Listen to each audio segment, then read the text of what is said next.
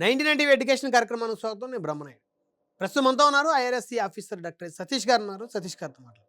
నమస్తే సతీష్ గారు. సార్, ఈరోజు మన ఎడ్యుకేషన్ కార్యక్రమంలో ప్రధానమైన అంశం మైనర్ విద్యార్థులే ఎక్కువగా దురలవాట్లకు బానిసవుతున్నారు. మందు, గంజాయి, సిగరెట్లు. సో ఎక్కువగా మైనర్ విద్యార్థులు ఈ దురలవాట్లకి బానిసలు అవుతా ఉన్నారు. ఎట్లా వాళ్ళు బయటపడే మార్గం ఏంటి సతీష్ గారు? అసలు ఎందుకు ఇలా జరుగుతుంది? బయటపడే మార్గం కంటే అసలు లోపలికి వెళ్ళకుండా ఏమైనా మార్గాలు ఉన్నాయో ఆలోచించాలమ్మా మనం. ఉమ్, అంతే కదండి, అలవాటు అవ్వకుండా అవును. ఉంటే ప్రివెన్షన్ అవును. ఈజ్ బెటర్ దాన్ క్యూర్ అన్నట్టుగా. అవును. ఈ ఢిల్లీలో కూడా రీసెంట్గా సర్వే చేశారు. మీకు తెలియదు, ఢిల్లీలో కొంచెం ఎక్కువ ఉంటాయి. సర్వే చేస్తే యావరేజ్ ఏజ్ డ్రగ్స్కి బానిసైనటువంటి పిల్లల్ని మనం చూస్తే 9 నుంచి 11 సంవత్సరాలు. మీరు ఇమాజిన్ చేయండి ఒకసారి, గూగుల్ చేసి రిపోర్ట్ చదవచ్చు. అసలు నేను నమ్మలేకపోతున్నాను సార్. 9 ఏంటి, 10 ఏంటి, 11 ఏంటి? అసలు ఆ వయసుకు వాళ్ళకి ఏం తెలుస్తుంది? సరేనా? అంటే ఏం చేస్తున్నారంటేనంటే చాలా వరకునంటే రెక్కాడితే కానీ డొక్కాడదన్నటువంటి మన భారతదేశంలో ఏ పూట భోజనానికి ఆ పూట మాత్రమే సంపాదించుకుని తినే ఒక్క శాతం 25 కోట్ల నుంచి 30 కోట్లు ఉంటారండి 150 కోట్లలో. అంటే ఏంటి, 150 కోట్ల జనాభాలో పార్లమెంటు సాక్షిగా అఫీషియల్గా నరేంద్ర మోడీ గారు అనౌన్స్ చేసింది 84 లక్షల మంది బిలో పవర్టీ లైన్ కింద ఉన్నారని చెప్పారు. ఎందుకంటే వాళ్ళకి పథకాలు ఇవ్వాలి కదా, ఆ రకంగా చెప్పారు. అంటే పవర్టీ లైన్ కింద ఉన్న జనాల సంఖ్య పెరుగుతుంది. ఎక్కడన్నా పవర్టీ లైన్లో ఉన్న జనాలు తగ్గాలి కదా, మన భారతదేశానికి పెరుగుతుంది నెంబర్. అది మామూలుగా జీడిపి పెరుగుతుంది లేదా భారతదేశం గొప్పదని బయట అన్ని రకాలుగా జెండాలు వేసుకుని చెప్తే చెప్పొచ్చు. కానీ ఇంటర్నల్గా భారతదేశంలో మీరు చూసినట్లయితే యావరేజ్ ఇన్కమ్ ఏదైతే పర్ క్యాపిటల్ ఇన్కమ్ ఏదైతే ఉందో, పర్ క్యాపిటల్ ఇన్కమ్ చూడడానికి 500 అయితే 3000 కనపడవచ్చు తప్ప ఎక్కువ మంది 90% సంపాదన 10% జనాభా చేతిలో ఉందన్న విషయం మీకు తెలియదు కాదు. అంటే మొత్తం దేశ సంపద 100 రూపాయలు అనుకోండి,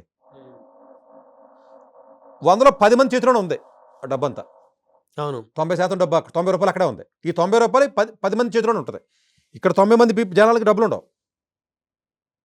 డబ్బంతా టాప్ పీపుల్ దగ్గర ఉంది, అది యావరేజ్ అవుతుంది. ఇప్పుడు అంతే కదండి, మీరు అదాని దగ్గర ఉంది, డబ్బు ఎక్కువ ఉంటుంది, దాన్ని యావరేజ్ చేస్తే అలా ఉంటుంది. ఓహో దేశం ఇలా కనపడుతుంది.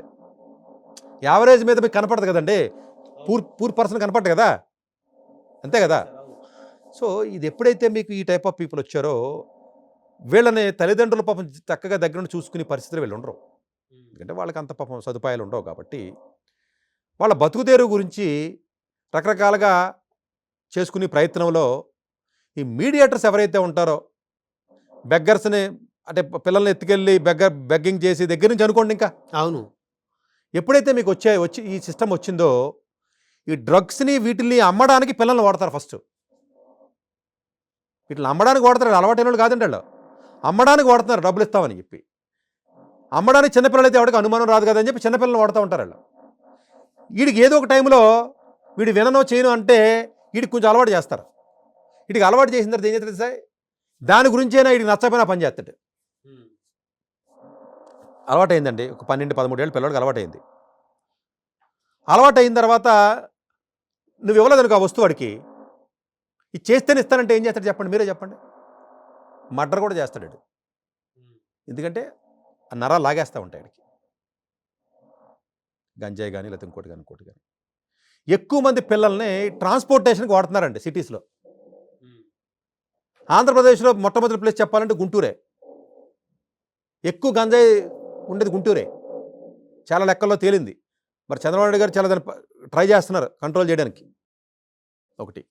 మూడో పాయింట్, చాలామంది సరైన చదువు, సరైన క్వాలిటీ విద్య లేకపోవడం, గవర్నమెంట్ స్కూల్లో చదవడం కానివ్వండి, లేకపోతే రకరకాల కారణాల వల్ల ఏదైనప్పటికీ కూడా ఆ చుట్టుపక్కల ఉన్నటువంటి పొలిటీషియన్స్ కానీ, లేకపోతే లీడర్స్ కానీ, లేకపోతే రౌడీలు కానీ, వాట్ ఎవర్ ఏదైతే ఉందో, వాళ్ళు ఏదో ఒక ఆశ చూపించి 100 రూపాయలు 200 ఇస్తున్నా కూడా తిరిగితే అంటే వాళ్ళు కూడా తిరగడం అలవాటు పడి 14-15 ఏళ్ళకే ఆ అలవాట్ల ద్వారా వచ్చినటువంటి మందు అనుకోండి, లేకపోతే బిర్యానీ ప్యాకెట్ అనుకోండి, లేకపోతే బీర్ అనుకోండి, లేకపోతే గంజాయి అనుకోండి, ఇలా కొంతమంది తల్లిదండ్రులు పట్టించుకునే పరిస్థితిలో కానీ వాళ్ళకి అంత తెలివి కానీ అంత నాలెడ్జ్ కానీ పాపం లేదు.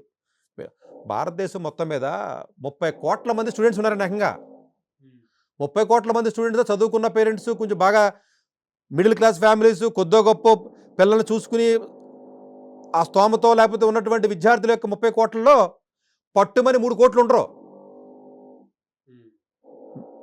ఇప్పటికే 60% జనాభా గవర్నమెంట్ స్కూల్లో చదువుతున్నారు భారతదేశంలో.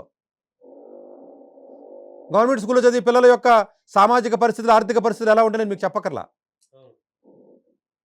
వాళ్ళ పిల్లల్ని పాపం అన్నీ సరిగ్గా చూసుకునే పరిస్థితుల్లో ఉండరండి. ఎందుకంటే వాడు మళ్ళీ పనికి వెళ్ళాలి, కూలి పనికి వెళ్ళాలి, వాళ్ళ ఇంట్లో ఉన్న లేడీస్ అయినా పనులకి వెళ్ళి బతకాలి. మీరు అనంతపురం వెళ్ళండి, లేకపోతే ఎక్కడికి వెళ్ళండి, శ్రీకాకుళం వెళ్ళండి, లేకపోతే హైదరాబాద్ చుట్టుపక్కలకి వెళ్ళండి. ఈ పర్టికులర్ పరిస్థితుల్లో కొంత పర్యవేక్షణ లోపం అనుకోండి, అవగాహన లేకపోవడం కానివ్వండి, చిన్న వయసులో ఉన్న పిల్లలకి ఇలాగ తెలియకుండానే అలవాటు చేసుకుంటున్నారు. ఇది అప్గ్రేడ్ పీపుల్ అంటే కొంచెం పెద్ద మంచి స్కూల్లో ఉన్న పిల్లలకి ఎందుకు అలవాటు అవుతుంది. ఈ స్కూల్ మొత్తంలో 100 మంది ఉంటే ఏ స్కూల్ అయినా తీసుకోండి, ఇంటర్నేషనల్ స్కూలా లేకపోతే ఇక్కడ ఉన్న పెద్ద పెద్ద స్కూల్సా, 4 లక్షల 3 లక్షల ఫీజులు ఏ స్కూల్స్ తీసుకోండి. స్కూల్ మొత్తంలో క్లాస్ మొత్తంలో ఒక్కడు ఉంటాడు అంతే. ఫస్ట్ స్టార్ట్ చేసేది ఒక్కడే తెస్తాడు. మీకు ఏదైనా అంతే కదండి. ఇప్పుడు మీ దగ్గర మొబైల్ ఉందండి, ఎవరి దగ్గర మొబైల్ లేదండి. అసలు ప్రతి వాడు బెల్లం దగ్గర ఏగల మూగినట్టుగా ముగేస్తారు మీ దగ్గరికి.